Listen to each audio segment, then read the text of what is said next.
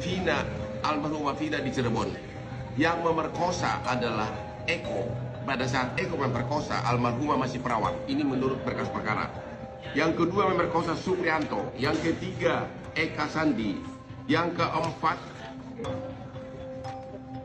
Jaya alias Kliwon. Yang kelima Hadi Saputra. Sedangkan DPO yang juga ikut memperkosa menurut berkas adalah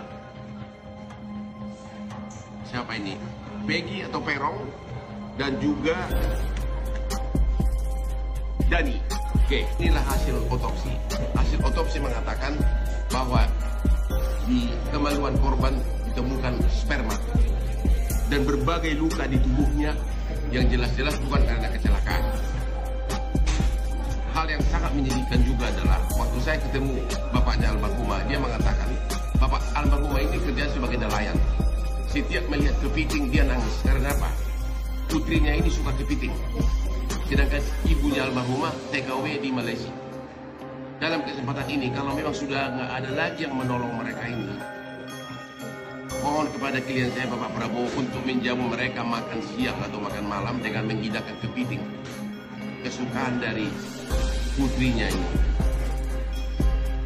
Kepada penyidik Polda Jawa Barat agar menyidik oknum-oknum yang mencoba menghalangi penyidikan untuk menemukan 3 pelaku DPO. Yang oknum-oknum yang mengatakan bahwa ini adalah kecelakaan tunggal di jalan raya.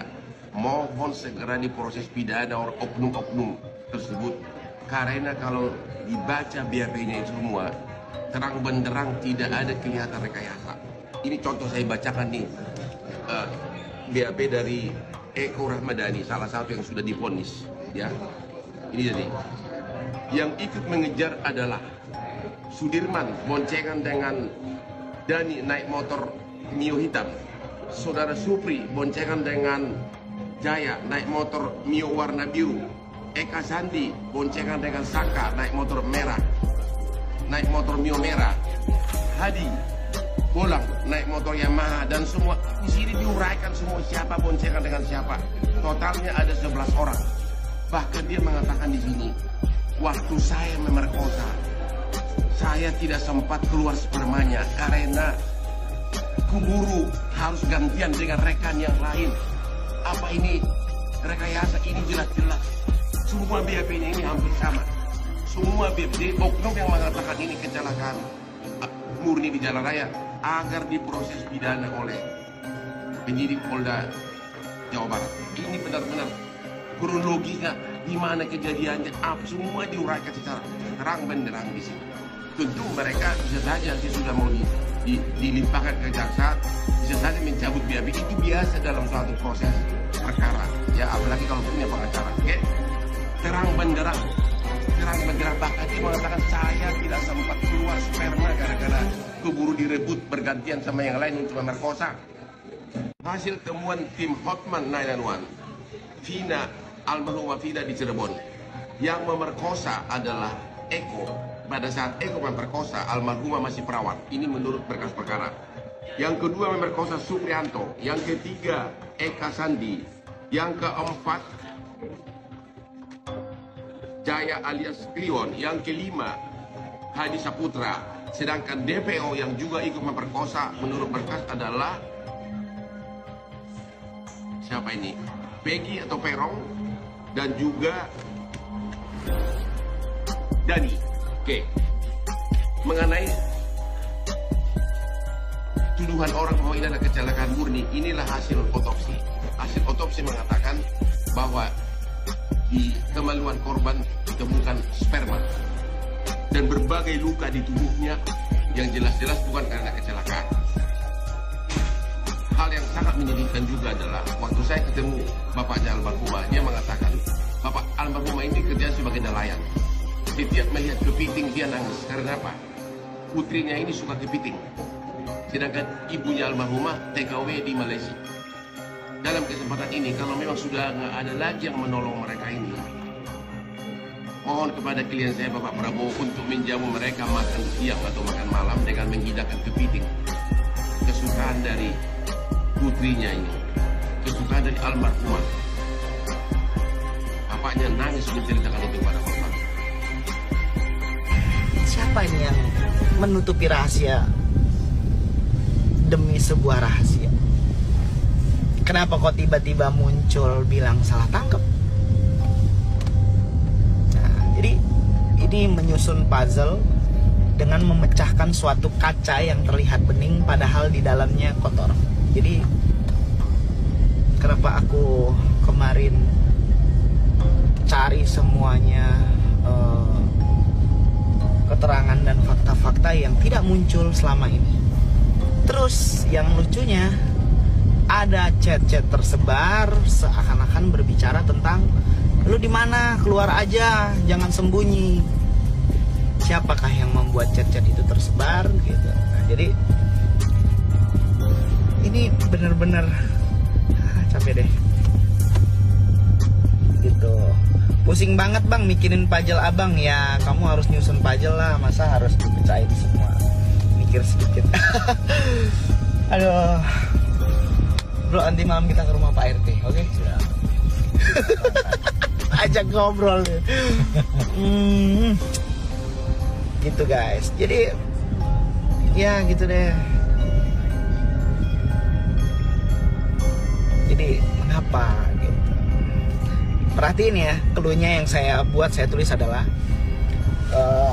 nih, saya ingatin nama kalian. Sebenarnya saya udah kasih clue itu untuk gua kasih tahu bahwa tunggu ya, sesaat lagi gua akan buka semua datanya.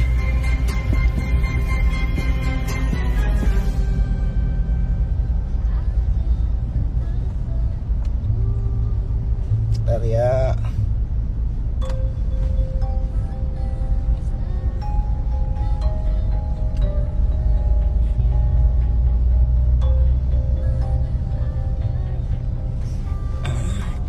Nih, perhatiin ya clue-nya. Saya menulis adalah jangan risau lagi netizen, pelaku 3 DPO beberapa saat lagi akan terungkap. Ingat ya, terungkap, bukan tertangkap.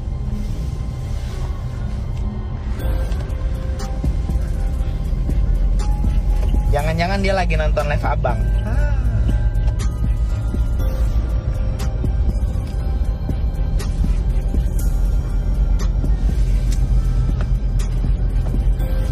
Itu aja clue-nya ya. Jadi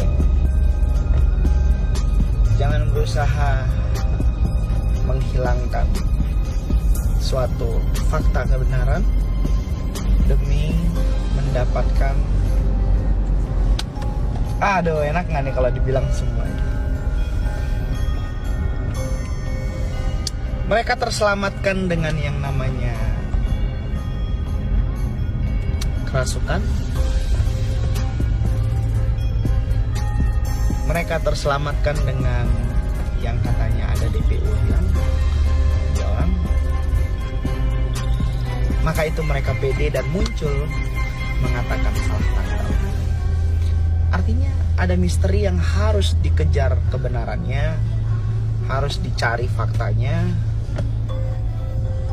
Saya tuh dari atas helikopter ya contohnya, saya ngeliat di bawah seperti ada yang berusaha membelok-belokkan fakta dengan narasi-narasi yang sebenarnya saya tahu bahwa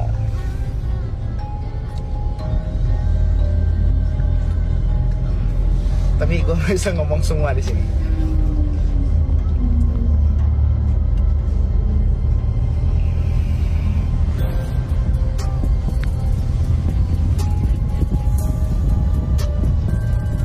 Terkait benar atau tidaknya, saya hanya ingin menyampaikan bahwa ada banyak sekali fakta-fakta yang muncul di pemberitaan itu sangat menyimpang dan membelokkan jauh dari fakta yang sebenarnya. Sangat jauh. Jadi maka dari itu yang tadi saya tanya. Kenapa ada nama yang hilang?